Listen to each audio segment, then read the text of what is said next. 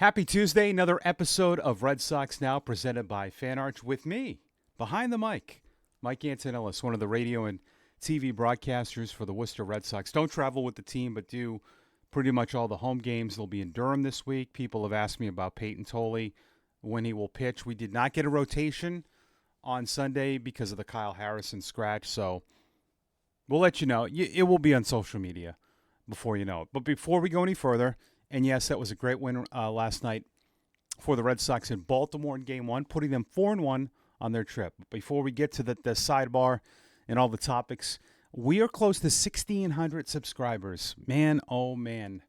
I didn't think we'd get there so quickly. We have. Thanks to all of you, guys and gals. You're terrific. Love interacting with you. But keep them going. Keep subscribing. Make another YouTube account. Subscribe 6-7 times. Tell your friends. Tell Yankee fans. Please tell them. Tell all the opposing teams. We do a fair show. But keep the comments coming in. Subscribe. And then we're going to hit that magic number. I know we are. 3,000 on the Red Sox last game of the year. If we don't, I don't know what the consequences will be. Maybe I'll do magic tricks on here for 30 minutes. I don't know. But hope you're doing great. Hope you had a great Monday. Red Sox will be back at it tonight.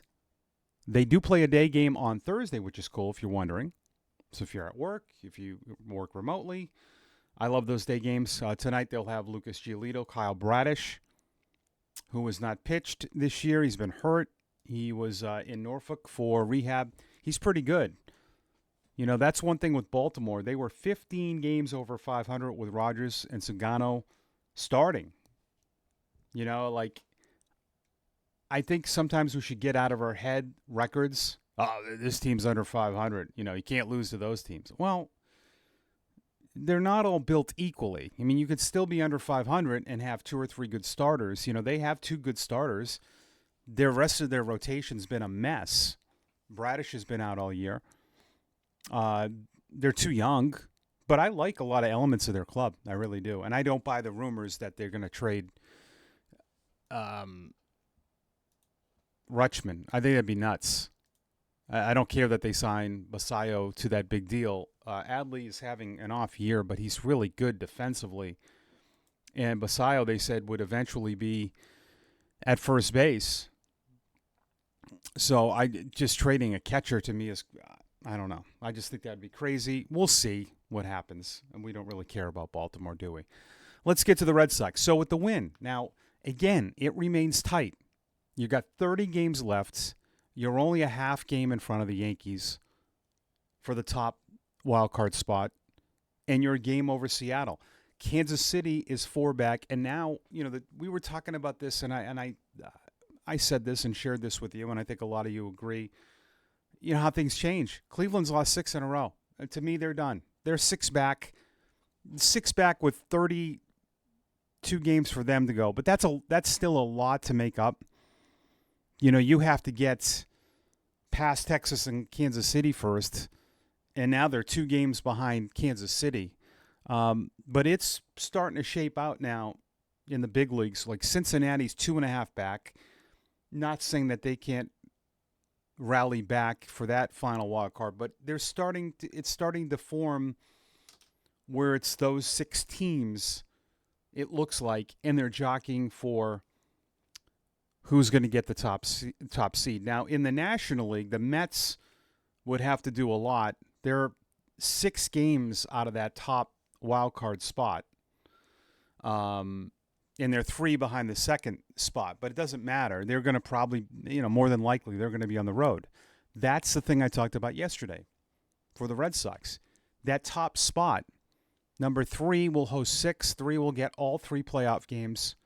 4 would host 5. Right now, the Red Sox would host the Yankees. Can you imagine? Do you see, there was this rule before. Remember the old rule where if 2 teams... if the wild card came in the division, you couldn't play them in the first round because they wanted the Red Sox and Yankees to play in the ALCS. That's why they did that. And now you have a scenario where the Red Sox and Yankees could play in the first round for winner take all. That'd be pretty remarkable. All right, let's get to the game. For me, that's the kind of game I like. I really do. Of course, Roman Anthony takes a 2-2 pitch, a little bit up and away. It was a strike, and leads off the game with a home run. He had 2 more hits. But I liked how you had adversity in this game. Kaiser had the home run off Fitz, who left with a biceps injury. He spoke after the game and doesn't think it's serious. They're not even getting an MRI. That's good. That's good news. Bad after left. I like how he competed. He gave up just 2 hits. I know there were 3 runs, but I thought his stuff was good. His curveball was really good. He struck out 6. If he gets through that 5th without a run, you're looking at that game a little bit. Maybe his outing a little bit different. I'll take that. You know why I'll take that? Because I do use a little bit of the human side and common sense with this. I understand that Bernardino just went an inning, and it's kind of like it's still kind of like a reliever role for Fitz. That's not always easy for guys. They're not used to coming in the second inning. But I thought his stuff was really good. You know what I mean? Like, I know he walked 3, but I thought for the first time back up in the big leagues, for what you needed, he had a chance to give you 5 innings there. But I'll take that between Bernardino and Fitz. But I liked how they had adversity. They got down, and then we've talked about this. You need your guys to step up, and Duran did. Big 3-run home run. He got robbed of it hurt earlier, but he's in that 3rd spot. He's had a bad month. Rafael is now under 250. He's really scuffling, but Duran came through, and that's what you need. You need some of the other guys. You didn't have many hits last night. Yoshida had 2 more hits. Wong had 2 more hits. 3rd straight 2-hit game for Connor. Anthony had 2 hits, and Duran had a hit. So you had 7 hits. You only had 4 guys with hits, but that's going to happen. You can't, like this. To me, I know we talk about the offense a lot, and yeah, we do want more consistency, but I will take those kind of games where you have the ability to limit on the back ends. And once again, and when I hear people say the bullpen's fine like that, I really don't know what you're watching or following this year. You must not be following other teams. On the road, your bullpen has to go 4 innings. I don't count Fitz. And I don't even call Bernardino because it's the star. I'm going to lump that in as the 5. I know technically it's a whole bullpen game, but we can make our own rules here. When it mattered, Matz had some adversity. The leadoff double, he got out of it. Whitlock worked out of a lead double, struck out 3, and Chapman was perfect. Matz has been good. We'll get to him in a minute. But when you need it again, that's a road game. It's 4-3 after 4.5, and that was it. You put up zeros, and again, the bullpen, and you have clutch pitching comes through. But I like those kind of games because you had adversity. You started, Fitz left. Matz and Whitlock gave up hits, and that was like a true grind out. That's a tough game. You're coming from Yankee Stadium where the intensity, Sunday Night Baseball, everything is up here. It's a Monday night in Baltimore with about 15,000 fans. You have an opener on the mound. You have all these games you're playing in a row, and you found a way to win. That's what good teams do. That's a good win. Like that, I like those kind of games. I get Baltimore's under 500, but so what? Sugano's pretty good. He's pretty good. And that was a good one. Speaking of Steven Matz, it's a pretty good pickup here. They needed him to go 2 innings last night. He did. He got another hold. He's got 10 overall in the year between St. Louis. Now, he's pretty good with St. Louis. But this was kind of a move that, everyone kind of, we wanted move the needle moves. I'm not a big, I don't care about that. In the end, I want guys on the team that perform. I don't care if they're $300 million guys or minimum salary guys. Nats has been there. That's what those kind of guys are valuable. Gives up a leadoff double. They had that review play at third. He gets out of it. He has given up 1 run with the Red Sox. 10 and a third. Doesn't walk guys. This has been a solid pickup. You know, the whole thing when they got him was, oh, they have too many lefties, blah, blah. You know, a lot of it, too, was they wanted to give Bernardino a little bit of rest. I think that's a big reason he was sent down to Worcester for a little bit. But this is a battle-tested guy. This is a good pickup by the Red Sox. You just slot him in there. And you know what? You have to, when you're good, and we haven't seen this in a little bit. That's why sometimes teams run out of gas. The Red Sox have run out of gas. You have to cover all your bases. And you make moves sometimes that you say, well, I don't get that. Well, behind the scenes, they had concerns about Bernardino. Justin Wilson's not young either. Either is Steven Matz. But say, if you had something happen to Wilson or Bernardino, now you still have that lefty Matz. So I thought that pickup was good. That's been a very quiet pickup. I saw a lot of this on. I want to get to two things. This is kind of off topic. Check the box score for Derek Skubal. Everybody was tweeting about the Cy Young is over. He gave up 6 runs, everyone. 1 was earned. His ERA is 2.28. That shouldn't count. It doesn't matter. It does. The ERA awards are stat based. I know we have advanced, but the ERA at 2.28 still holds. So he's not knocked out of any Cy Young. Kyle Harrison. A lot of people. I saw this during the game last night. The immediate reaction of why didn't they call up Harrison over Fitz? Well, what is Harrison? We're really like in love with the unknown, or we want the new. We've been doing this all year. Get rid of that guy. Put this guy up there. I don't want this time of year. Every win is precious. Kyle Harrison does have big league experience. He's not been pitching great in Worcester. I don't want to see if he can figure it out in the big leagues right now. Not now. These aren't the times that you like with everyone going crazy about putting Campbell up there and all that. Not right now. I don't want to see how it looks. Harrison goes out there and goes 2 innings and blows up. Richard Fitz is more proven. He has been. Especially if you look at the AAA. Now, Kyle Harrison, yeah, okay, he's 2-0 in August with a 2.25 ERA. He can barely get through 5 innings. He's gone 5 innings in all those starts because he can't go more than that. In order, pitches, 92, 99, 94, 85 with not a lot of strikes. 2 walks, 3 walks, 4 walks. Last start against Jacksonville, not a good offense. 7 hits, 3 runs, 1 walk, 2 strikeouts. I've seen him pitch. This stuff's all right. So when you watch that in AAA, and Fitz has been really good in AAA, I don't know what the big problem was last night. With not pitching him. I really don't. I mean, this is a guy who can barely get through 5 innings in AAA. That's not a kind of guy I want being a bulk guy. Fitz is him walking 3 last night was kind of a little bit different for him.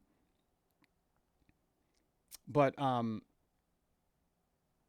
and I know they traded for him and all that. And he's on the 40-man. He's had big league time. But this is not let's see how this goes. I'd rather have the guy that I feel has had more success.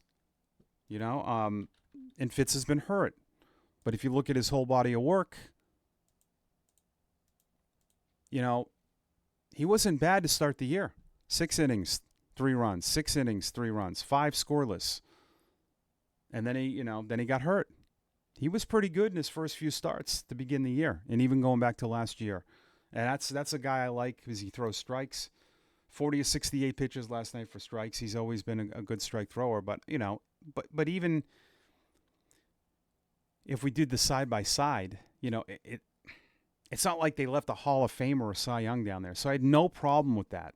And they you got to trust them like on these things. They have a lot of evaluations they're getting from the AAA coaches, and I'm telling you from what I see, his inability to throw strikes is not a good combination right now in the big leagues. I really love what Connor Wong is doing because I'll tell you what, great interview last night on WEEI postgame.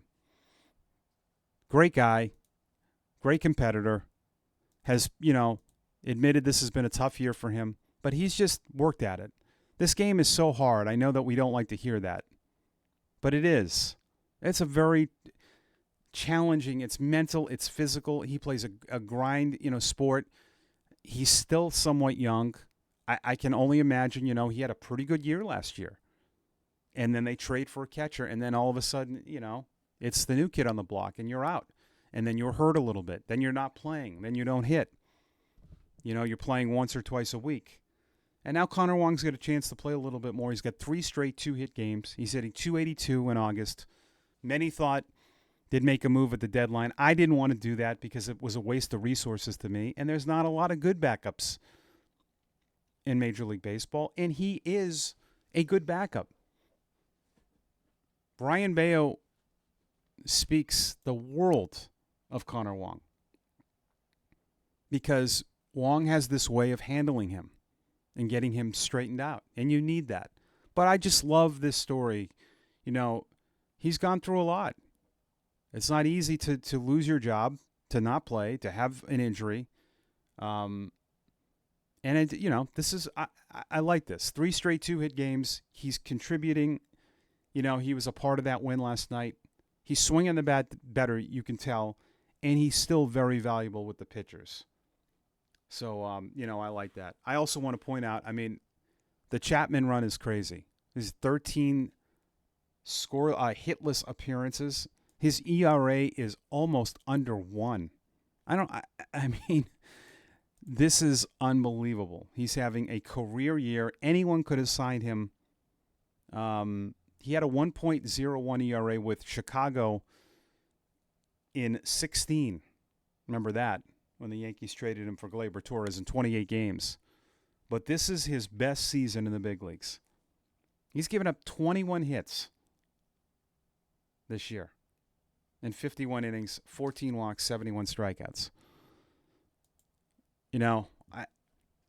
Is it simple to say just 2 guys have really turned your season around? They have. And Bregman, too. Bregman made a great play, but, having Crochet and Chapman has done wonders for the Red Sox. So good stuff. 72-60, the Red Sox. It doesn't matter, but they're only a half game behind Houston for the 3rd best record in the AL. And it'd be cool if they could get to 500 or even over on the road. But good stuff, good win. Let's get to your comments from Monday. They were terrific. Harrison was never going to pitch Monday. They used common sense and went to the opener. Bold prediction, Walker Buehler will be DFA'd when Slayton comes back. Possibly. Or injured. Or maybe not, with the extra spot being a pitcher. If he's active on Monday, I think what they're going to do, they're going to have to make 3 spots, right? One's going to have to go. I would think it would be Garcia. They'll keep Eaton. Ref Snyder. Abreu. Slayton would just be added. Unless, we'll see what happens with Fitz. Buehler gets hurt and Tolley takes the spot. At SN 500-N4V, I saw Tolley retire 15 in a row. He looks like a beast. Bring up yeah, I'm for it. Mike, this is me just asking, why are you so quick with pitchers over position players? Because when you see guys like Peyton Tolley, they stick out more than anything, more than a sore thumb.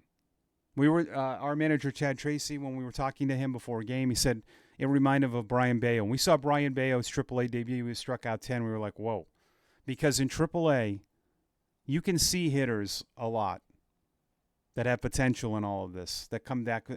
You see an arm like Peyton Tolley, we might go easily the rest of the year and not even see anything that's remotely close to the stuff that he has. When you see a pitcher up here, I'm going to go off the screen. It just looks different because we don't see it.